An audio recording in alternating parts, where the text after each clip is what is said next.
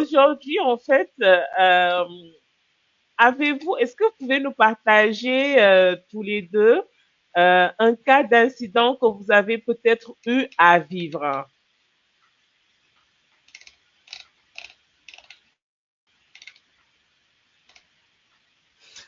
Oui, absolument. De mon côté, c'est pour ça que j'ai bien pris l'exemple des clés USB. Mhm. Et avant de parler d'un incident que j'ai vécu personnellement, je dirais que la clé USB a été l'objet de la première cyberattaque des environnements outils. On peut bien se rappeler le fameux Stuxnet.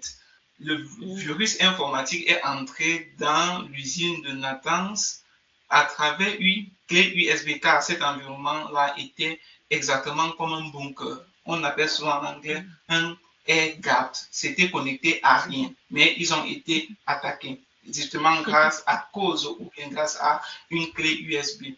Donc, je me souviens d'un incident lorsque j'étais encore employé dans un environnement industriel. Et un jour, la production s'est du coup arrêtée brutalement. Mais après investigation, on se rend compte que le poste de supervision avait été infecté par un malware. Et là, c'était Ok. une clé USB branchée par un technicien. Cela, il utilisait cette clé pour transférer des fichiers de configuration. Malheureusement, cette clé contenait un virus, pas très Ok. méchant, mais un virus qui a du coup stoppé l'opération de production.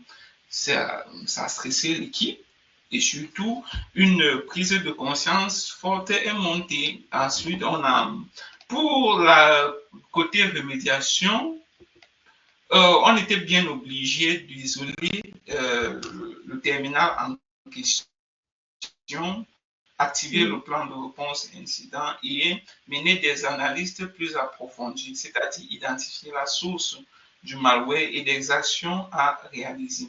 La remédiation a été plutôt bonne. On a pu reprendre le service après, il faut le comprendre, 6 heures de temps de downtime. Donc, c'était un événement malheureux.